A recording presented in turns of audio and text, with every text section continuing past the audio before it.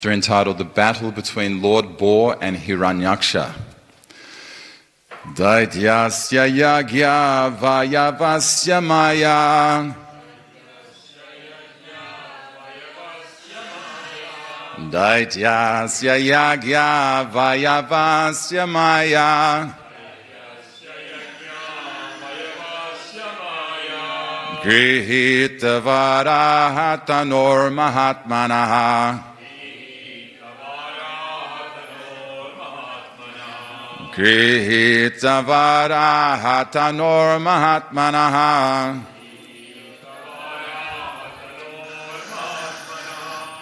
Koravyamayam dvishator vimadanam Koravyamayam dvishator vimadanam Didrikshur agad rishi bivritasvarat Didrikshur agad rishi bivritasvarat Daityasya yagya vayavasya maya Grihita varaha tanor mahatmanaha Koravyamayam dvishator vimardanam Didrikshur agad rishi bivritasvarat Daityasya yagya vayavasya maya Grihita varaha tanor mahatmanaha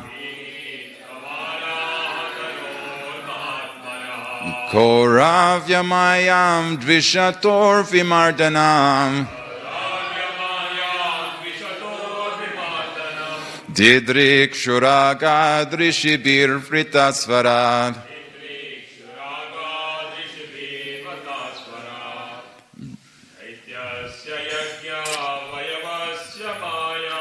Daityasya yagya vayavasya maya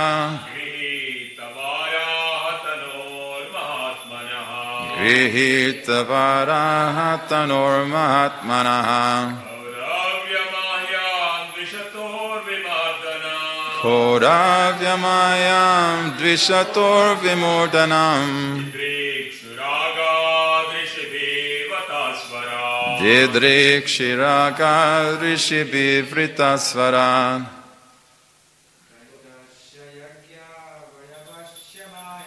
Daityasya yagya yavedasya vaya Grihita varaha tanor mahatmanaha Koravyamayam dvishator vimadanam Didrikshiraga vrishibivritasvara Daityasya yagya vayavasya maya Grihita varaha tanor mahatmanaha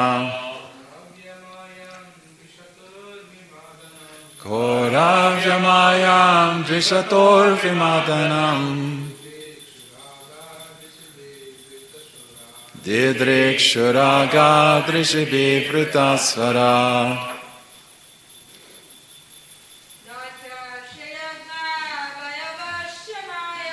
Daityasya yagya vayavasya maya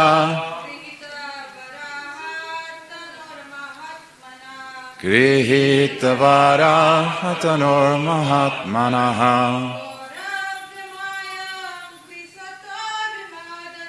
Koravyamayam dvishator vimardanam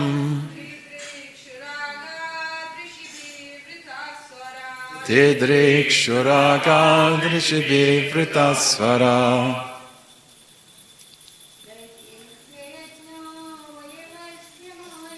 Daityasya yagya vayavasya vaya Grihitavaratanur mahatmanaha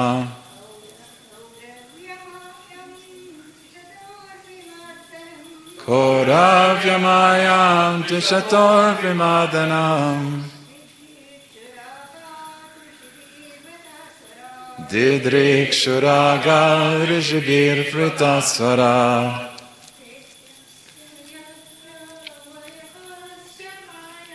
Daityasya yagya vayavasya maya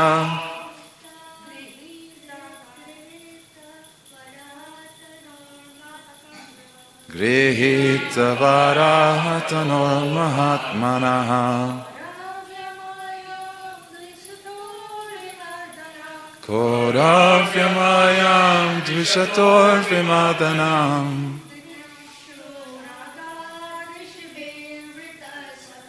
Didrikshuraga drishibir fritasvara. So word by word, Daityasya, of the demon, Yagya Avayasvasya, of the personality of Godhead, of whose body Yagya is a part, Maya, through his potency, Grihita, was assumed, Varaha, of a boar, Tanaho, whose form, Mahatmanaha, of the Supreme Lord, Kodavya, of Ovidura, descendant of Kuru, Mayam, for the sake of the world, Dvishataho, of the two enemies, Vimardanam, the fight, Didrikshuhu, desirous to see, Agat, came, Rishibihi, by the sages, Vritaha, accompanied, Svarat, Brahma. Translation and divine purport by His Divine Grace Abhay Charanadavinda Bhaktivedanta Swami Srila Prabhupada Ki Jai. O descendant of Kuru, Brahma, the most independent demigod of the universe, accompanied by his followers, came to see the terrible fight for the sake of the world between the demon and the personality of Godhead, who appeared in the form of a boar. Purport. The fight between the Lord, the Supreme Personality of Godhead, and the demon is compared to a bullfight for the sake of a cow. The earth planet is also called Go or Cow, as bulls fight between themselves to ascertain who will have union with the cow, so there is always a constant fight between the demon and the Supreme Lord or his representative for supremacy over the earth. Here the Lord is significantly described as Yagya Vayava. One should not consider the Lord to have the body of an ordinary boar. He can assume any form, and he possesses all such forms eternally.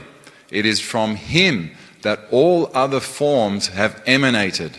This boar form is not to be considered the form of an ordinary hog. His body is actually full of yagya or worshipful offerings. Yagya, sacrifices, are offered to Vishnu. Yagya means the body of Vishnu. His body is not material. Therefore, he should not be taken to be an ordinary boar. Brahma is described in this verse as Svarat. Actually, full independence is exclusive to the Lord himself. But as part and parcel of the Supreme Lord, every living entity has a minute quantity of independence. Each and every one of the living entities within this universe has this minute independence. But Brahma, being the chief of all living entities, has a greater potential of independence than any other. He is the representative of Krishna, the Supreme Personality of Godhead, and has been assigned to preside over universal affairs. All other demigods work for him. Therefore, he is described here as Svarat. He is always accompanied by great sages and transcendentalists, all of whom came to see the bullfight between the demon and the Lord. Om Agyanti Mirandasya Jananjana Shalakaya Chakshurun Militam Jena Tasmai Shri Gurave Namaha Shri Chaitanya Manobishtam Stapitam Yena Bhutale Swayam Rupa Kadamayam Dadati Svapatantikam Vandeham Shri Guru Shri Yuta Parakamalam Shri Gurun Vaishnavamsha Shri Rupam Sagrajatam Sahagana Raghunatan Vitam Tam Sajivam Sadvaitam Savadutam Parijana Sahitam Krishna Chaitanya Devam Shri Radha Krishna Padan Sahagana Lalita Shri Vishakan Vitamsha Nama Om Vishnu Padaya Krishna Prestaya Bhutale Srimate Bhaktivedanta Swaminiti Namane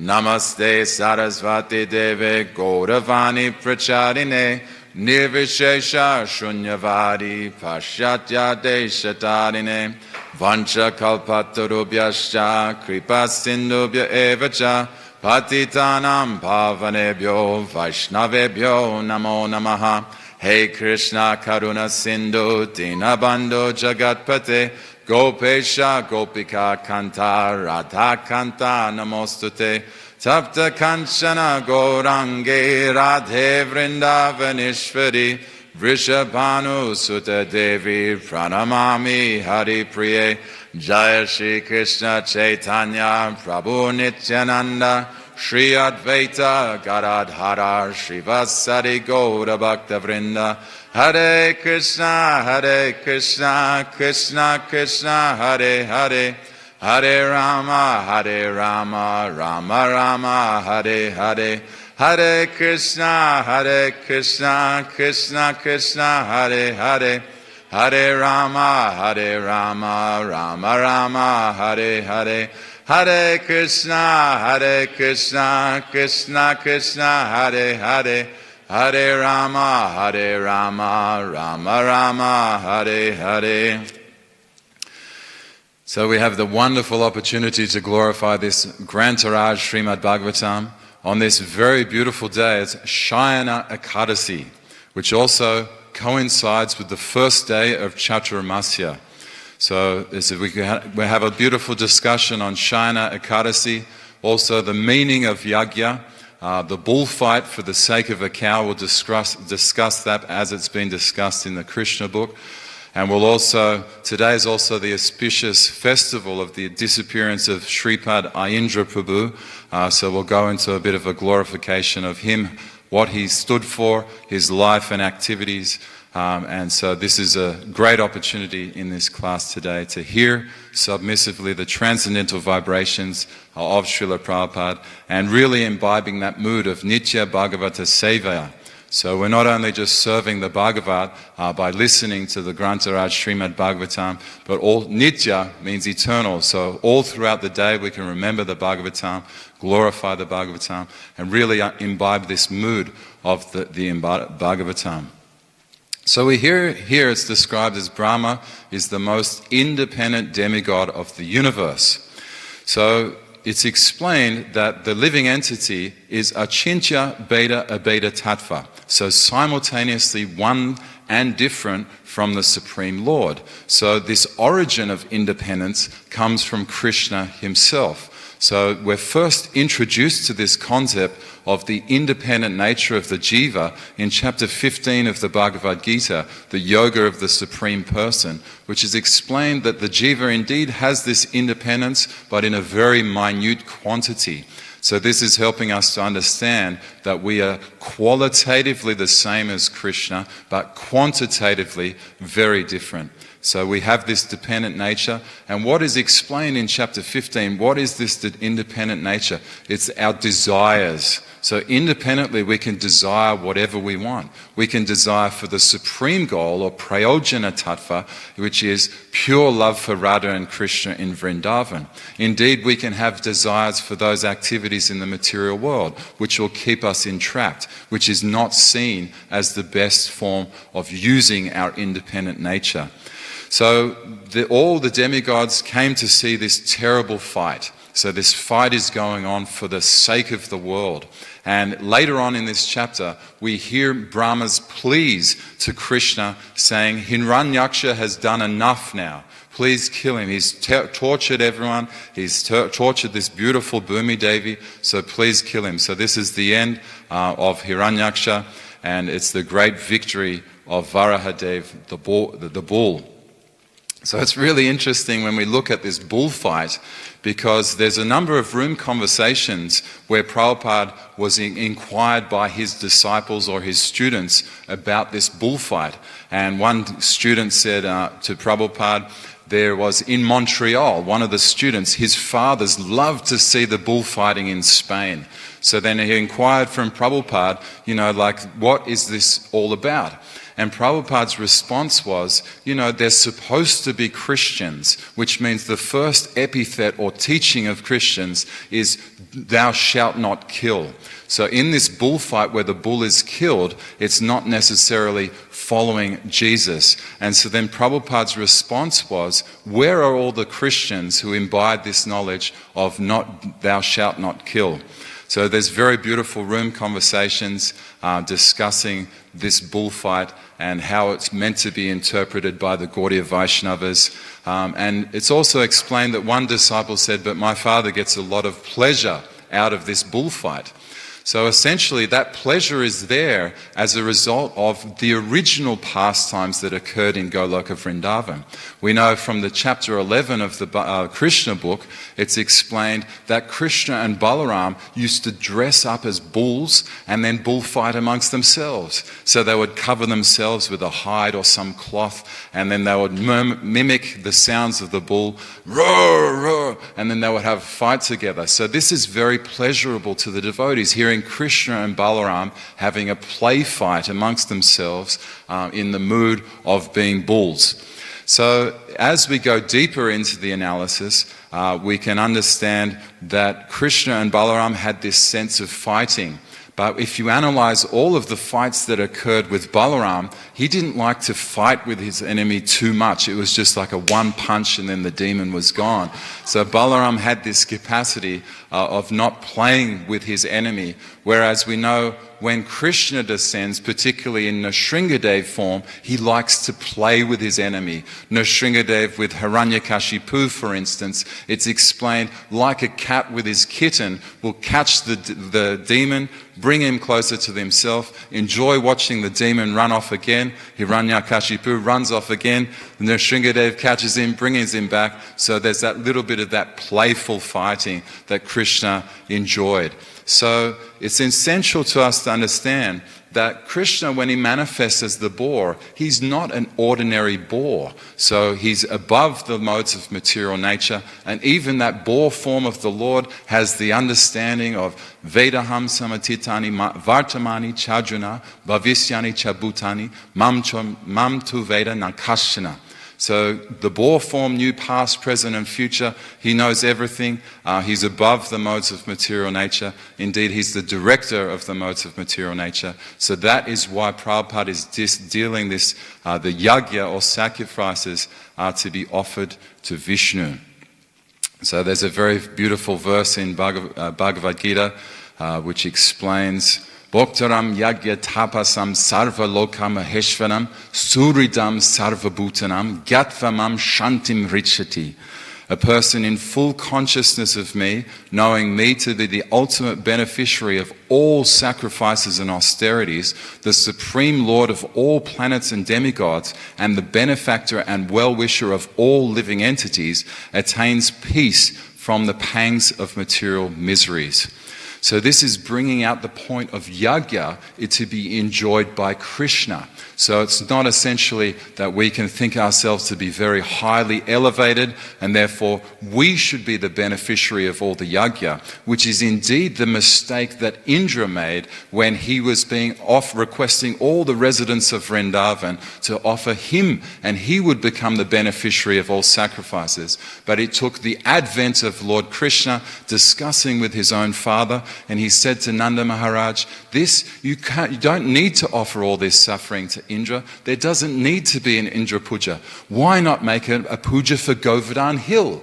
So this is the origin of the worship of Govardhan Hill, and indeed Nanda Maharaj listened to his own son, who was only very young, and then established the Govardhan puja for the glories of the residents of Vrindavan and for all those who have the capacity to hear. So it's very beautiful. The deeper we go into today, there's an imagination or thinking about Shayana Ekadasi. So today is that very glorious day on the light fortnight of Ashadha, or June and July, when we can worship Ekadasi. We can follow the stipulations of Ekadasi because we are Gaudiya Vaishnavas. We worship Gaur Nitai, and indeed Vrindavan Das Thakur, there's a quote where even as a very young child, Nimai said to his mother Sachi, please don't eat grains on this glorious day of Ekadasi. So straight away we understand this is a very special day. It's a special day for hearing Katar. It's a very special day for hearing more, chanting more. And today also the glorious disappearance of Shripad Ayendra Prabhu and his wonderful disappearance festival, which will start this evening at 7 p.m. So there's a beautiful scene where Narada Muni is being inquired from his father Brahma, how should I observe this Ekadasi and thus please the Supreme Lord? So this is a perfect example of the guru-disciple relationship. Yasya prasadam bhagava prasado. So how do I please the guru? How do I please the Supreme Personality of Godhead? And Brahma said, there is nothing better than Ekadashi, the day of Lord Sri Hari, or in this or in any other world. It nullifies even the worst sins if observed properly. So essentially, this day is for the worship of Rishikesha, the supreme master of all the senses, and to minimize our own sense gratification. So essentially, Narada Muni asked from Lord Brahma, and then Lord Brahma told this beautiful story going back to Satya Yuga. So in Satya Yuga, we had all four legs of the bull, Dharma the bull, standing straight and very prosperous. So mercifulness, austerity, cleanliness, and truthfulness, the four limbs of Dharma the bull, very strong in Satya Yuga. So as we've progressed into this Kali Yuga, we're 5,000 years into this 432,000 year cycle. And so now the Dharma, the bull that we have, has only one leg left, which is truthfulness. And even that is very shaky in the age of Kali Yuga. So essentially, the emperor or the king of Bharat in Satya Yuga was Mandata Maharaj. So Mandata Maharaj was engaged in activity as king because he really had this quality of truthfulness. He never spoke an untruth. He never associated with anyone who had untruth. He was pure in his desire to see every one of his residents as family, every one of his residents as friends, and therefore he was a true well-wisher of everyone in his kingdom. So Mandata Muni lived very happily and very prosperously as a king, and he had this capacity where all of his subjects also were very wealthy in Satya Yuga as a result of the leadership of Mandata Maharaj. So Mandata Maharaj, he embodied this sense of truth. He stood up for truth, and so there was no droughts, there was no diseases in his kingdom, until one day all the rain stopped. And as a result of the rain stopping, there was no grass growing in the fields. The cows had nothing to eat. There was no production of ghee for the sacrificial fire. The brahmanas couldn't study the Vedic literatures because they were continually needing food and water. So this drought struck immediately, and it lasted for 3 years. Eventually, the subjects went to King Mandata and said, a lot of us are dying. A lot of us are evacuating this country because we can't feed ourselves anymore. We can't offer oblations in the fire, and we can't even feed the cows. Indeed, even the men are lacking the ability to reproduce because, as we know, the reproduction requires water to produce those materials. So 3 things cannot exist without water, as the subjects explained to Mandata Muni. So the pearls, which was the big area of material enterprise for in Satyayuga, they lose their luster as a result of not having any water. The men cannot produce semen as a result of not having water, and flour needs water to be made into dough. So in the Vedic culture, it's still alive in places of Varshana, Kamyavan, Vrindavan to a certain extent, the village of the Ashtasakis. They all have this culture of growing their own wheat to be made into dough so that they can make chapatis, and they still have this culture of keeping bullocks alive because Krishna loves the yogurt coming from the milk of a bullock. And so Krishna saw this scene, and then he inspired Mandata Muni to what to do in a situation where you're having a drought for 3 years. So in his heart, his Chaitya Guru said to him, you need to go on pilgrimage and reveal your mind lovingly to so many sages. So he traveled all around Bharatvarsha. He traveled to Rameshwaram. He traveled to the place of Narayana, Bhadrakashram. He traveled to all Jagannath Puri, Dwarka, all the 4 dhams, and still he had no answer as to how to free his village.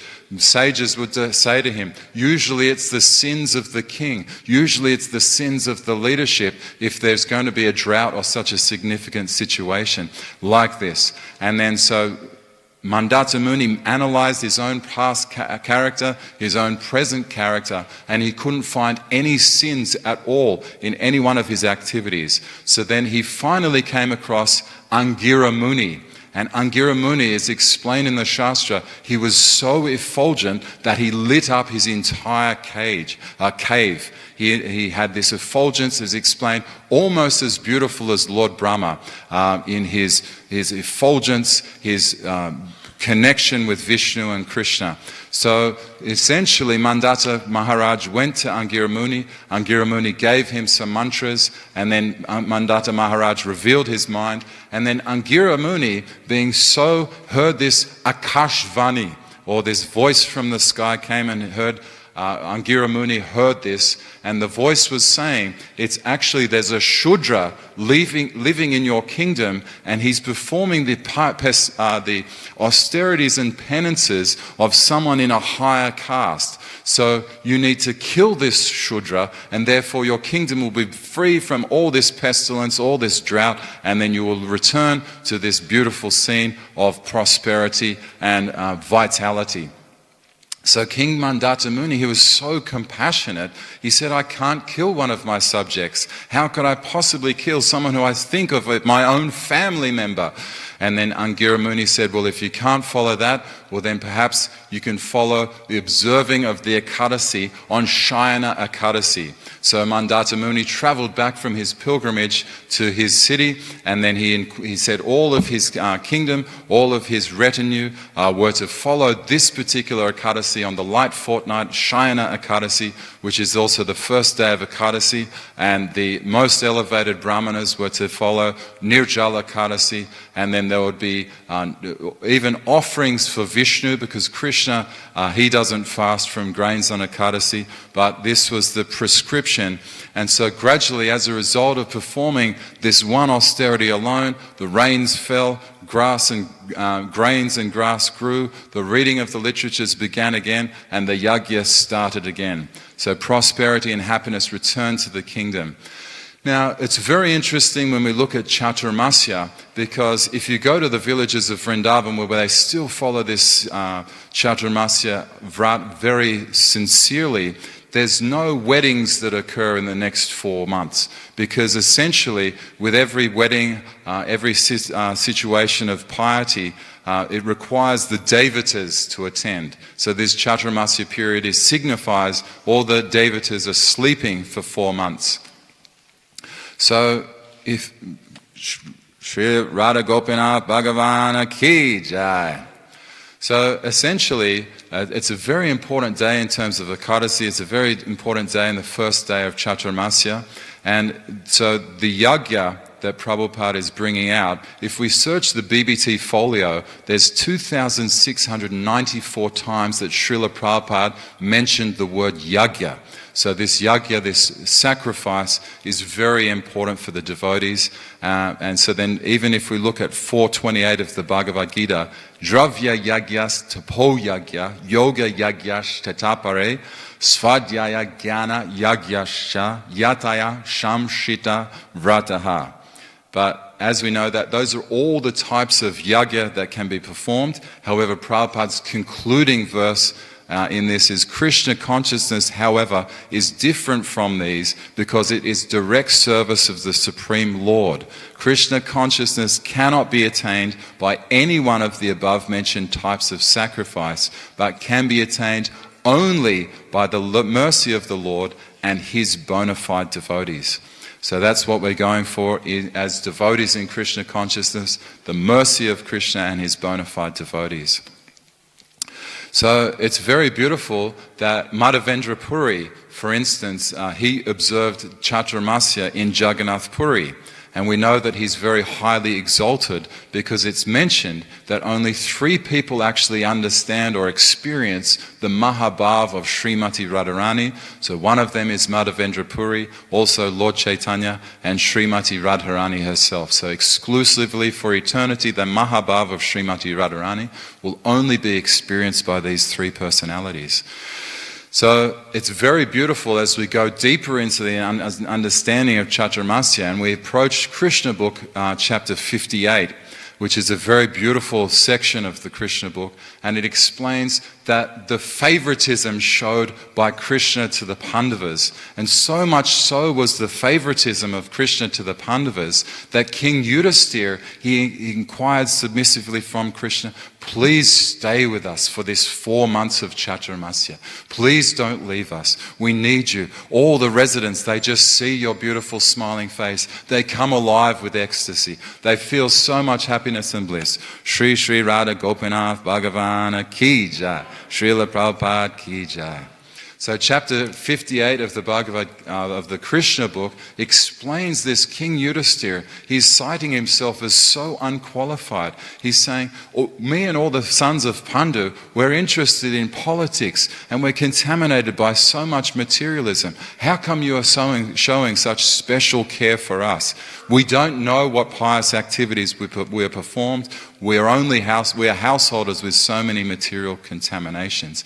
Even the mystic yogis who meditate for so many years cannot see you, draw your personal attention. So this is the pure love that Krishna showed to his devotees, the sons of Pandu, by giving them special favor.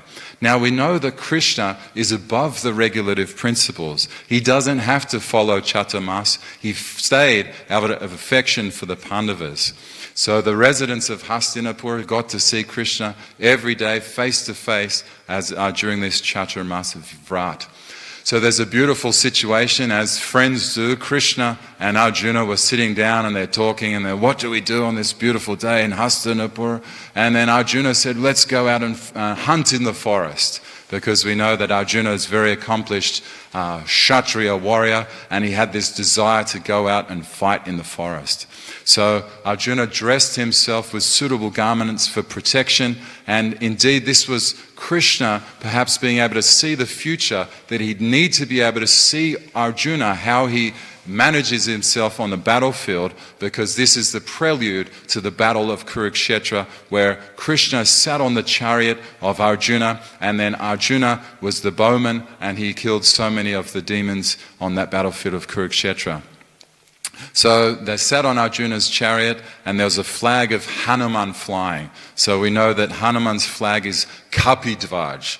And so Arjuna took his bow and his infallible arrows, and they went out into Hastinapur, and they shot so many lions, deers, porcupines, rhinoceroses, and so many various other types of animals. Now this might spring into our mind. Previously we've said even the Christians say thou shalt not kill. So what about the devotees? Why are they going out into the forest and mercilessly killing these animals? So the answer is, when devotees, they kill the bodies of these animals, and then it's explained in chapter 58, all the bodies are brought back to Yudhisthira Maharaj, and they have sufficiently qualified brahmanas that can put the bodies of the animals in the sacrificial fire and give a new life to these animals. So the purpose explained by Srila Prabhupada for Arjuna to going out into the battle, into Hastinapur forest, was because they'd heard the complaints of the saintly people living in these forests, the sages living in the forest. The forest had been overburdened by lions and rhinoceroses.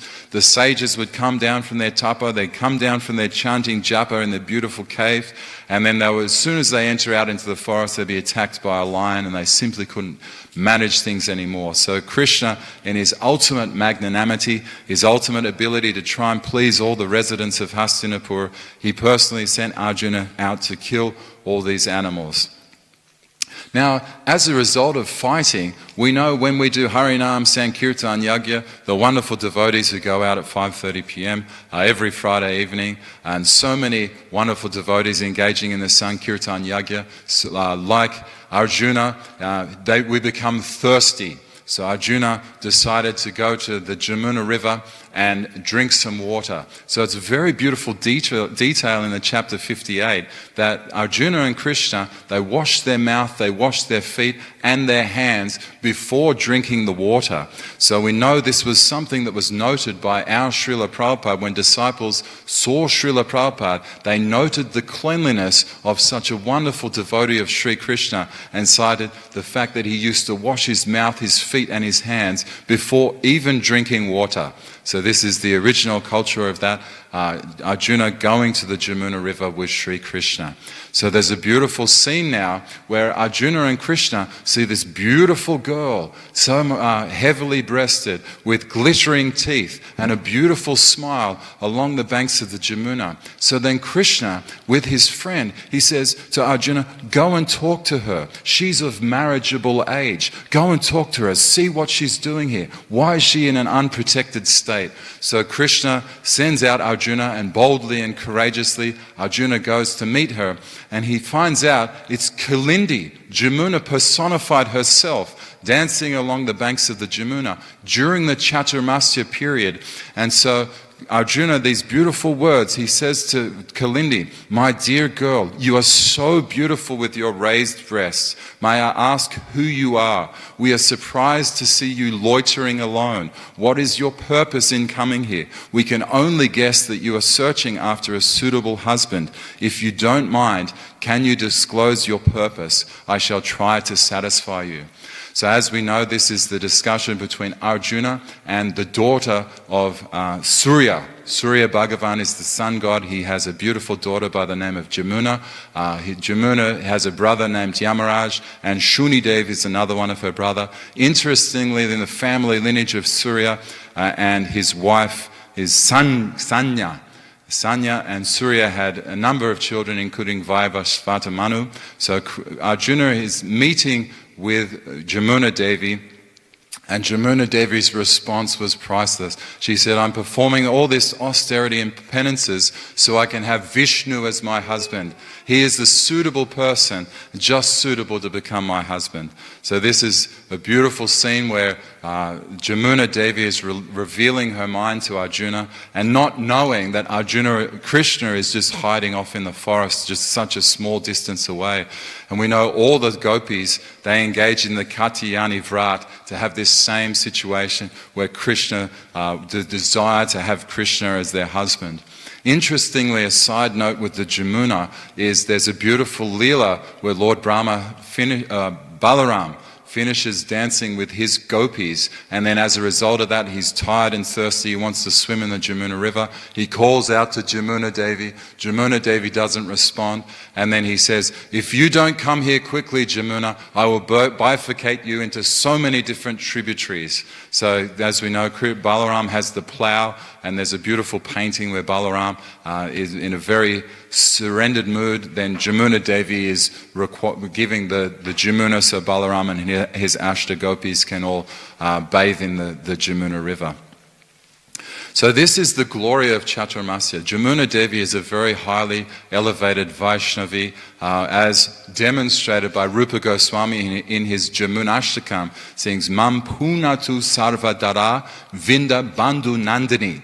So this is the glorification of Jamuna Devi, and Rupa Goswami is praying, may Jamuna Devi always purify me. May Jamuna Devi always, frees one from sin. If we become friends with Jamuna Devi, we hear about Jamuna Devi, we don't have to see Yamaraj. It's such a beautiful point that she purifies all the sins of the individuals, and she's in such a close relationship with her husband, her brother, Yamaraj.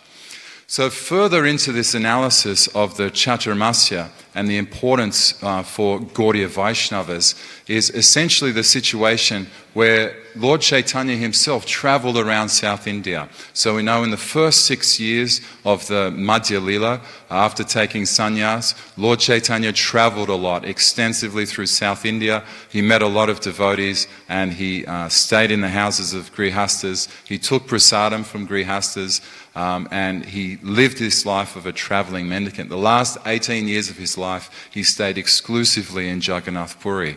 So there's a beautiful story in the Adi Lila of Chaitanya Charitamrita, where Lord Chaitanya actually travelled during the Chaturmasya, which is interesting because when we look at the light of the Bhagavad chapter 46, it says, dedicated souls like sannyasis cannot freely travel or preach the doctrines of the Vedas during Chaturmasya. But we know, as we mentioned in this verse, that Krishna is above the regulative principles. He doesn't necessarily have to follow the stipulations in the Shastras, being very highly exalted personality, Mahaprabhu.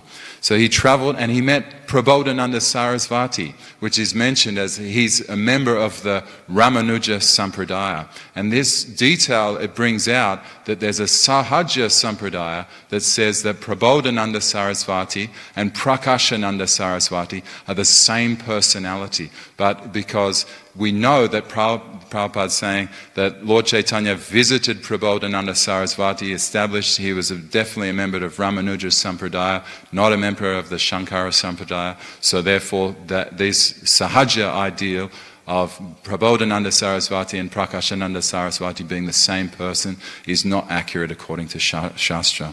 We know Prabodhananda Sarasvati to be very glorious because he's the brother of Venkata Bhatta, who's the father of Gopala Bhatta Goswami. Prabodhananda Sarasvati wrote so many beautiful literatures, including the Radharas Sudhanidhi, which if we visit Seva Kunj in Vrindavan, the scriptures they have marble all around Seva Kunj with the literature of Prabodhananda Sarasvati's Radharas Sudhanidhi there for all the devotees to love and enjoy. Even in our present times, you might say, is this Chaturmasya period relevant to the devotees now? Madhuvisha Maharaj, he wrote a letter to Prabhupada on the 28th of July, or received a letter from Prabhupada, and yes, Prabhupada says you can practice the restrictions for Chaturmasya. Pradyumna Prabhu will send you these under separate cover. So even in our modern day, Prabhupada gave the instruction that yes, it's okay to follow Chaturmasya. Now we go to a very interesting portion of the Bhagavatam class today in the glorification of Ayendra Prabhu. As a lot of people know, Ayendra Prabhu is a very highly exalted Vaishnava. He re-established the 24-hour kirtan in Krishna Balaram Mandir, but a lot of people don't know the details of his life, his preaching, what he set out to achieve with teaching people about the Sankirtan Yagya. So essentially, the detail of his life, his father left his body in Vrindavan, and it's explained, no, his father left his body in America, but Ayendra Prabhu was able to give him the flower garlands from Radha Sundra and then decorate his own father's body with the Maha garlands from Radha Sundra. And Ayendra Prabhu had this understanding that his father was a fallen disciple of Bhaktisiddhanta Saraswati Thakur. So in the early days of Ayendra Prabhu's life, he had this strong desire to share the Sankirtan Yagya. He lived his life according to the principles of Harinama, Harinama, Harinama Vikevalam, Kalo Nasyeva, Nasyeva, Nasyeva Gatiranyata. So as a result of his Sankirtan Yagya, he acquired a truck which he would drive around America and open up the back of the truck which showed deities of Gauranitai, and he would sing Kirtan. It's explained up to 16 hours every day of singing Kirtan. He'd have someone performing artis, there'd be book distribution. So he had this really strong understanding of the prolonged exposure of the devotees to the Harinam. And essentially, he explained that if we look at the Sad Goswami Ashtakam of Srinivasacharya, Krishnot Kirtana Gana Natana Paro. So, ut, the syllable ut, means upraised. So when we sing and dance in kirtan, there's a reason for our hands being up in the air, because out of the magnanimity of the devotees, we can actually purify those individuals in the heavenly planets, and our feet on the ground purifies the individuals in the hellish planets. That is the real magnanimous nature, the prime benediction of humanity at large. Not only the heavenly residents, also the hellish residents are benefited by this Sankirtan Yagya. So in 1983, Ayendra Prabhu went to Vrindavan with a strong idea to re-establish this 24-hour Sankirtan, which Srila Prabhupada personally gave the instruction for devotees to follow, but it had fallen down a little bit. It no longer was the 24-hour Sankirtan in practice.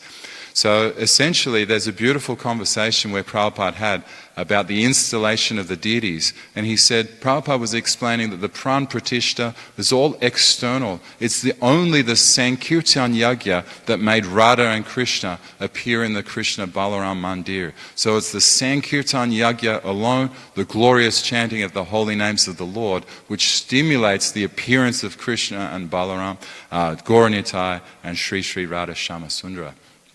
So Ayendra Prabhu lived his life as a very staunch brahmachari. In the early days, he was the only devotee committed in 1986 to the 24-hour Sankirtan Yagya. And so how did one man do this? Singing Kirtan in front of the glorious deities. He had his harmonium, he tied bells to his legs, and he tried to encourage every Brajvasi to come and, if they could, play mridanga occasionally. Eventually, it's explained that devotees saw him chanting Harinam 16 to 18 hours a day, very little time for anything else, and he dedicated his life. So he departed the world for Goloka Vrindavan in July, 16th of July, 2010, and it's explained that even his departure was very glorious. Panchagauda Prabhu, who's currently the temple president in Vrindavan Dham, he explained that someone ran up to him and said, Prabhupada, Ayendra Prabhu has disappeared, so please, you have to run now. So they ran up to the second floor of the Brahmachari Ashram, which is room 89, and they came and found Ayendra Prabhu face down, paying dandavats to his deities, and he not only left his body in a very auspicious time, a very auspicious place, also very auspicious circumstances, having performed so much Sankirtan Yagya over such a long 24-year career in Krishna consciousness.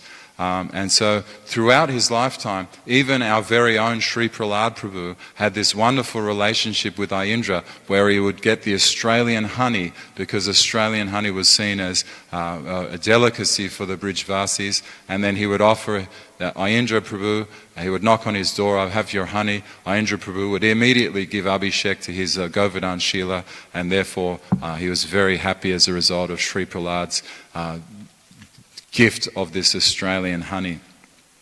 Now, interestingly, if you go into the room of Ayendra Prabhu, which in itself is a very mysterious thing, it doesn't have a specific time or date that you can go there. It's not like Prabhupada's house where, okay, it opens at this time, closes at this time. You have to become friends with one of the pujaris, one of the intimate associates of Ayendra Prabhu.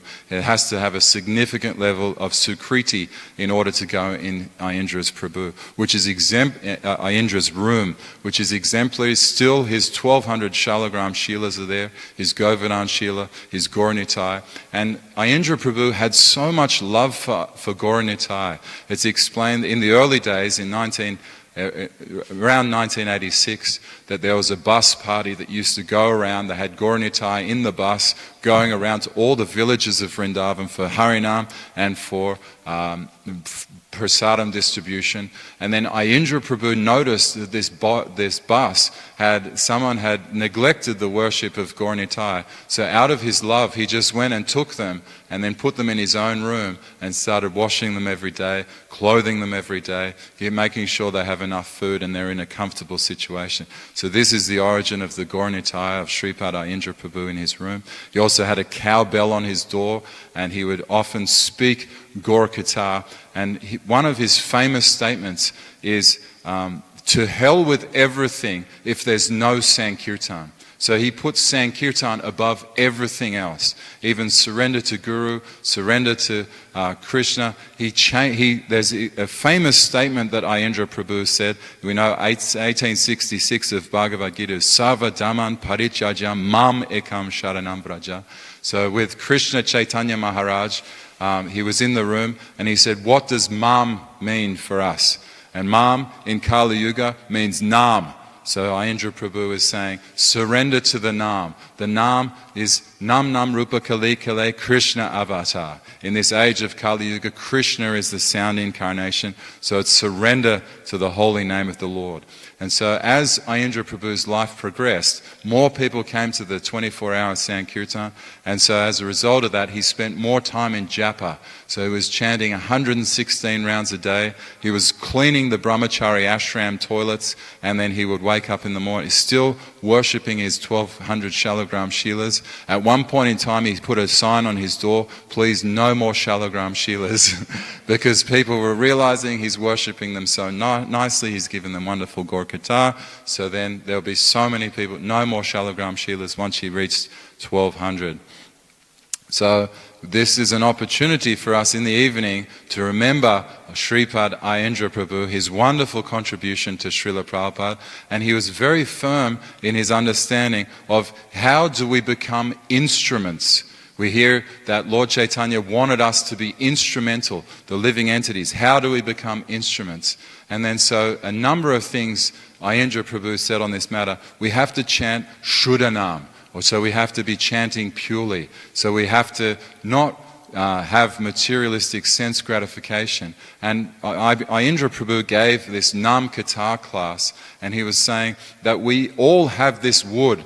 We all have this wood which can create the fire of bhakti inside our hearts, but we cannot water the wood by engaging in material sense gratification. And then so how do we ignite our wood of bhakti in our heart? We associate with someone who is chanting Shuddhanam, and so their fire of bhakti can ignite our own wood as long as it's dry, not engaging in any sense gratificatory activities, and therefore our own fire of bhakti can burn in our hearts. Also, he really emphasized this point about ruchi, and he said that he was studying Vishwanath Chakravarti Thakur, and he said there's two different types of ruchi. There's ruchi which is dependent on the accoutrements, and there's ruchi which is not dependent on the accoutrements. So Ayendra Prabhu explained this as, yes, someone can develop taste for worshipping the deity, and they might have a stipulation, I'll only worship the deity if there's silver paraphernalia, if there's 9 different types of sweets, if there's huge offering, if lots of money is coming to worship the deity. This is the ruchi which is dependent on the accoutrements or the paraphernalia. And then Ayendra Prabhu said a very important thing. Are we like Ayendra? Are we like Duryodhana, who wants Krishna's army, or do we want Krishna himself? So this is the paraphernalia is like Duryodhana wanting Krishna's army, but as devotees we want Krishna himself. We want to please Krishna. And then Ayendra Prabhu gave these beautiful lectures on about pleasing Krishna through our Harinam. And so essentially going back to that point, ruchi is higher when it's not dependent on the accoutrements. And he cited some devotees are living their lives and worshipping the deity even with like clunky bronze utensils and all that sort of thing, but still their love for Krishna is so strong that it's independent of the accoutrements or the paraphernalia. And so he lived his life in order to propagate Krishna Prema. He said if we don't have Krishna Prema, we can't give Krishna Prema. If we want to become instruments in Lord Chaitanya's army for propagating Krishna Prema, we have to have Krishna Prema. And then he cited the most important, perhaps the most important point, is Anya Bilashita Shunyam Gana Karmadhyanavritam Anukulyena Krishnanu Shilanam Bhakti Uttanam.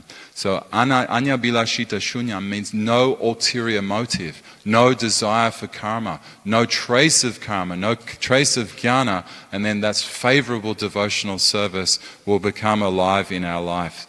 So essentially he said about the offended name, there's people chanting the offensively. It's similar to like Ravana kidnapping Sita. He didn't actually kidnap the real form of Sita, he kidnapped the Mayic form of Sita. So for us who are on the Namaparad or Nambas stage, still the clearing state, that's not chanting the pure name of the Lord, therefore when people come, they won't have this same emphasis of immediately changing their life as a result of hearing the holy name. And then it's interesting because Ayendra Prabhu, he questioned the Rajasic temple in Mayapur and saying that, the pure devotees can just see that small temple that Bhaktivinoda Thakur built, the site of Lord Chaitanya's birthplace. There's a neem tree. They don't need all this external paraphernalia or accoutrements, but even in this age of Kali, Lord Chaitanya has made it so beautiful for us, so easy, that Mayapur now is, in the words of Ayendra, like Disneyland for the devotees. But then Ayendra Prabhu, he said the medicine has to be there. So this is like taking the sugar pill. It's covered in sugar. And so that's the Mayapur Mahaprabhu Mandir, this element of the pill, the medicine of the pure name has to be there for devotees to change their life and to give up their life and engage in spiritual Krishna consciousness. Now, Ayendra Prabhu gave this very interesting understanding, because there's a conversation with Prabhupada where a devotee asked Prabhupada, what musical instruments are there in the spiritual world? And Prabhupada said there's mridangas, kartals, and a little harmonium. So that's an interesting way of looking at it. And Bhakti Charu Maharaj exemplified this, that we only really need mridanga and kartals in the harmonium, in the kirtan. The most important thing is to hear the holy name of the Lord from those devotees who are chanting Shuddhanam. And it's very interesting. You see, there's one disciple, a grand disciple of Srila Prabhupada. Even to this day, he'll go out into Venice Boulevard and he has 2 hours every one day of Srila Prabhupada chanting on a loudspeaker. He walks for a minimum of 2 hours every day, sharing Srila Prabhupada's pure chanting of the holy name with all the fallen conditioned souls. And then every second day, he has Ayendra Prabhu sharing his pure chanting of the holy names to the Lord as well. So essentially we come at that junction now. I hope everyone is inspired to engage in more Sankirtan Yagya. The last teaching that we'll give today of Ayendra Prabhu, he said all of the other 9 angas of bhakti are actually just anartas if they don't lead to more chanting of the holy name of the Lord. Citing Jiva Goswami saying that kirtan is the most important anga of all the 9 angas of bhakti. So he elaborated on this and he said, if we're coming to the temple, if we're doing deity worship, and as a result of that deity worship, we're not wanting to do more Harinam Sankirtan Yagya, then that deity worship is an anartha. It's an unwanted thing. So that's an interesting thing. When I heard that, it's fascinating that even any one of the 9 angas of bhakti, he even said if we go to Bhagavatam class and we don't get inspired for more Harinam Sankirtan, then that Bhagavatam class is an anartha for that particular individual. So the real emphasis, everything we're trying to do here is Harinam Sankirtan Yagya, becoming conduits or instruments for Lord Chaitanya to spread